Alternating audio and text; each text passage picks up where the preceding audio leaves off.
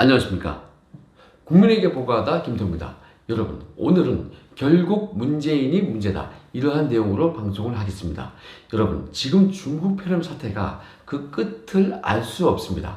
그런데 곰곰이 생각을 해보면요, 그 이유는 결국 이 정권의 최종 책임자에게 있는 거 아니겠습니까? 자, 특히 이렇게 마스크가 모자란 거, 이거는요 애초에 이 중국에다가 퍼준 거, 이게 누굽니까? 자, 그 많은 마스크, 이것을요 중국에다가 퍼주고서 지금 자국 국민들은 몇 시간씩 이 마스크 이거 배급받느라고 이 추운 날에 다리 아프게 계속 줄 서 있는 거 아니겠습니까? 자, 우리 국민은 중국 사람 다음 계급입니까?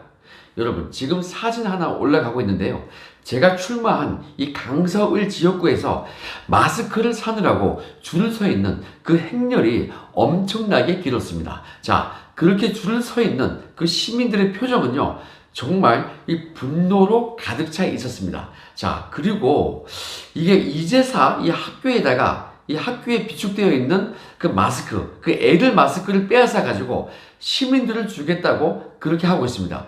애들은 어떡하라고 그럽니까? 자, 국민의 생명과 안전을 책임지는 그 국가의 원수라는 이 대통령이요, 이래도 되는 것입니까?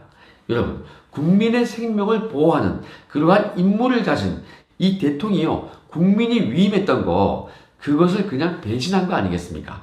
여러분, 국민들이 그렇게 하라고 그 큰 권력을 줬습니까? 절대 아니죠. 자, 이거는 명백히 탄핵감 아니겠습니까? 저는 그렇게 생각을 하고 있는 것입니다.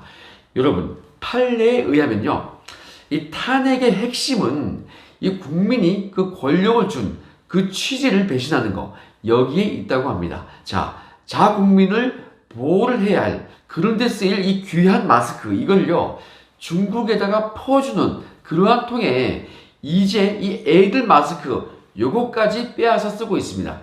자, 이런 사람이 무슨 선견지명이 있겠습니까? 그리고 뭐 어떻게 국민을 보호하겠다는 것입니까? 자, 여러분, 그리고 며칠 전에 나왔던 뉴스를 한번 살펴보겠습니다. 그 뉴스는요, 데이터 뉴스라는 언론인데 한번 보겠습니다. 자, 중국 폐렴이 확산된 이후에 이 국내에서 생산된 그 보건용 마스크를요, 요걸 수출하는 그 물량이 매우 크게 증가가 되었다고 합니다. 자, 작년에는 그 1월경에 이 중국에다가 수출을 했던 그 마스크의 양이 36톤 정도였는데요, 올해 1월에는 어떻게 됐습니까? 무려 1300톤이 넘어간다고 합니다. 이거는 무려 3500% 이상이 증가가 된 것입니다. 여러분, 그렇게 이 중국에다가 수출을 안 했으면요, 지금 우리 국민들이 다리 아프게 이 추운 날에 줄 서서 기다리는 이런 일은 없었을 것입니다. 자, 이것만 봐도요, 문통이 이 중국 국민을 우선시하는지 우리 국민을 우선시하는지 이것을요 팍팍 알 수 있는 거 아니겠습니까? 자, 문통이 사람이 먼저다, 뭐 요런 말을 했는데요, 이거 이제 보니까요 중국 사람이 먼저였네요.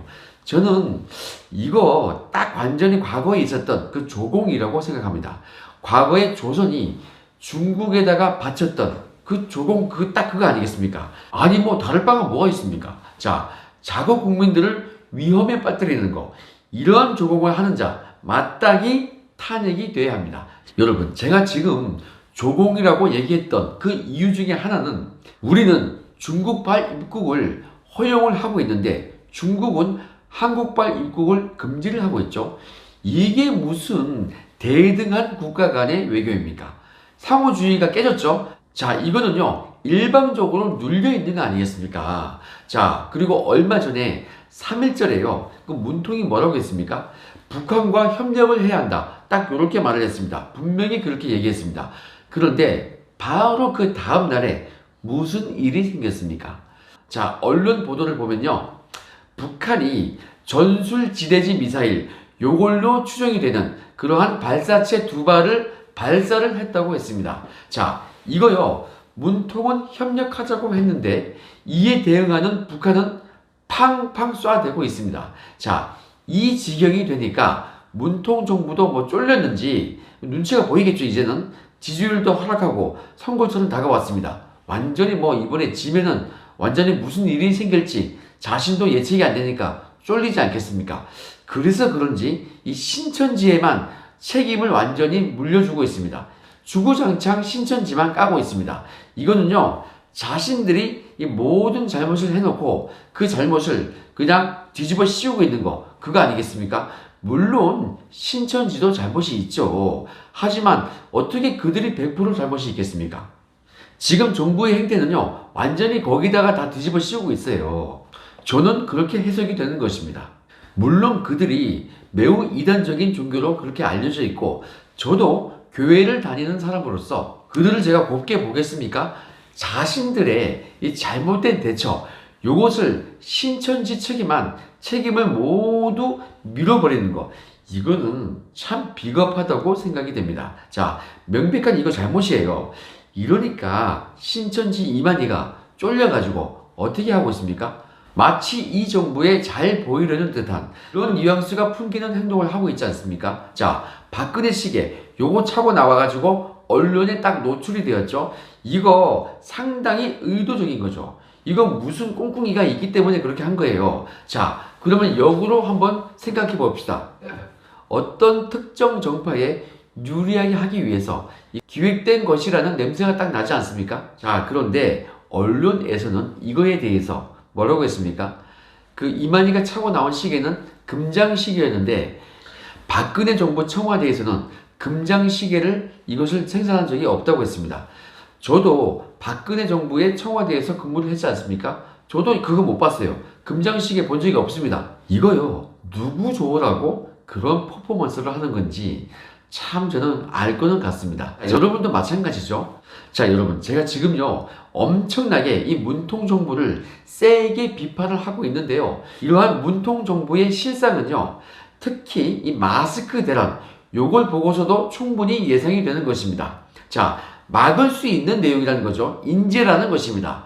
이는요, 그렇게 엉터리로 처리해 놓고서 지금 이 자국민들은 매우 위험에 빠뜨리고 있는 행위입니다. 자, 자신들은 그래 놓고서 뭐 했습니까? 청와대에서 짜파구리 먹으면서 낄낄대고 뭐 목젖이 보이도록 웃지 않았습니까? 자, 이건요, 완전히 뭐 직무유기성 아니겠습니까? 자, 이거 국민들 놀리는 겁니까? 그러니 여러분, 만약에 이번 총선이 끝나고 나서 그 결과가 만약에 야권에서 압승을 하게 된다면은 그러면 무조건 이거 책임을 물어야 하는 것입니다. 탄핵 들어가야 합니다. 그 사유는 너무나도 많습니다.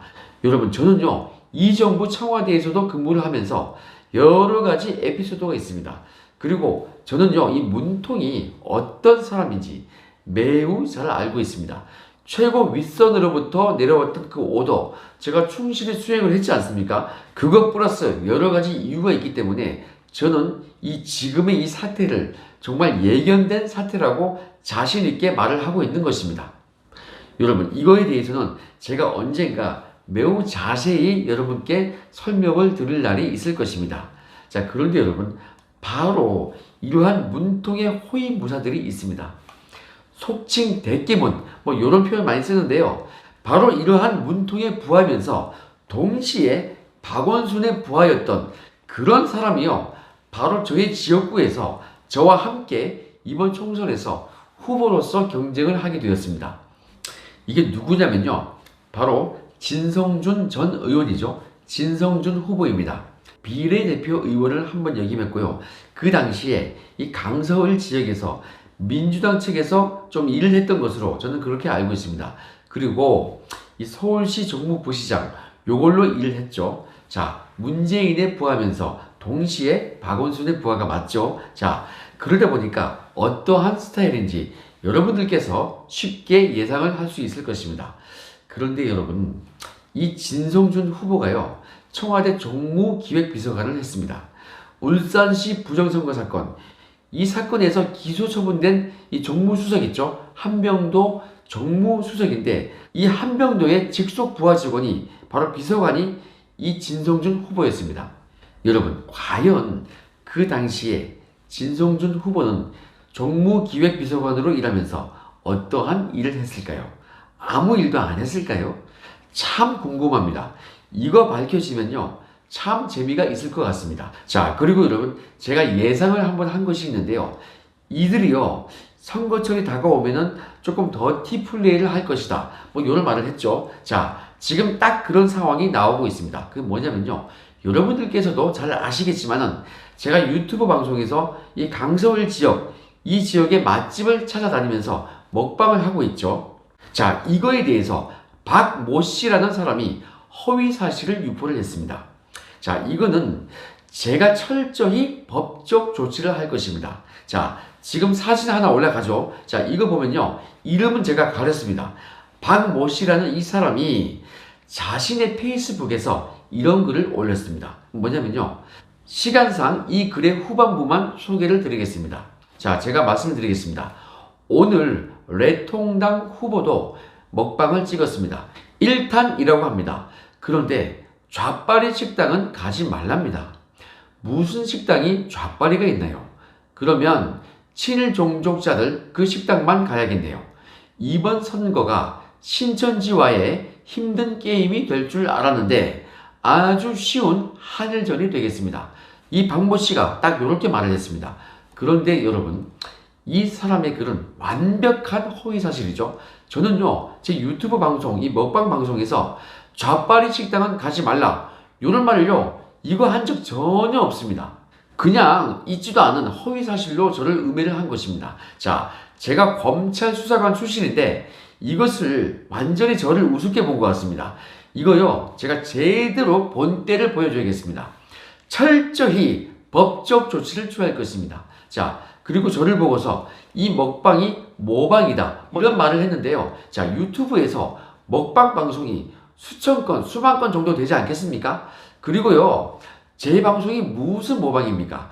이런 식이면요, 저는 신의 한 수에서 이미 작년에 이 먹방을 찍었지 않습니까? 그리고 저는 진성준 의원이 어떤 채널을 갖고 있는지, 어디에서 먹방 찍었는지 그런 것조차 전혀 알지 못합니다. 뭐 저처럼 유명한 유튜버라면 제가 알고 있었겠죠. 그런데 뭐 어떤 채널을 갖고 있는지 제가 어떻게 합니까? 자, 그러면 여러분, 이러한 글을 썼던 이 박모 씨는 과연 누구일까요? 자, 누가 저한테 제보를 해줬는데요. 이 사람은 더불어민주당 소속이고 그쪽의 어느 동네의 구의원이라고 합니다. 뭐 그런 제보가 왔습니다. 자, 이 박모 씨요, 공직자 맞습니까? 공직자는 이렇게 택도 없는 얘기 하지 않는데, 여러분, 공직자가 이래도 되는 것입니까? 제가 얼마 전 방송에서 분명히 말했습니다. 경고했습니다. 더티 플레이하면 가만히 있지 않겠다. 강력하게 제가 경고를 했는데 벌써 이렇게 더티 플레이가 나오고 있는 것입니다. 자, 그것도요, 자기가 뻔히 당할 것이 예상이 되는데 그러한 내용으로, 완전히 허위 내용으로 저를 음해했습니다. 이거요, 이 페이스북 글을요, 제가 이미 캡처까지 다 떠두었죠. 그러니까 증거까지 완벽한 것입니다. 여러분, 이 김태호는요, 대한민국의 대부분의 국민들께서 저의 성격을 알고 있습니다. 불의를 보면 제가 참지 못합니다. 그리고 저는 뭐 돌직구지, 커브 뭐 이런 거 없습니다. 그냥 직진이죠. 자, 찾아와서 저한테 싹싹 용서를 빌면요, 한 번쯤은 제가 선처를 고려할 거는 같습니다. 우리가 그래도 품격과 아량이 있지 않습니까? 자, 여러분, 이런 식으로 더티하게 나오는 거 보니까 이 8만 건, 9만 건 뭐 이렇게 찍히는 저희 먹방이요, 그들에게는 매우 두려운 존재인가 봅니다. 그런데 뭐 이 지역을 살리는 그러한 좋은 취지의 먹방인데 이것을 그들이 뭐 어떻게 하겠습니까? 이걸로 만약에 딴지를 걸었다? 그러면은 이 지역 주민들이 가만히 있지 않을 것입니다. 여러분, 문재인의 부하들이 뭐 이 정도입니다. 결국 모든 것은 최종 상관의 책임 아니겠습니까? 자, 그러니까 여러분, 모든 책임은 탄핵으로서, 오직 탄핵으로서 물어야 할 것입니다. 자, 그런 날이 오기를 기대하면서 오늘 방송은 여기까지 하겠습니다. 건강한 하루 되시기 바랍니다. 감사합니다.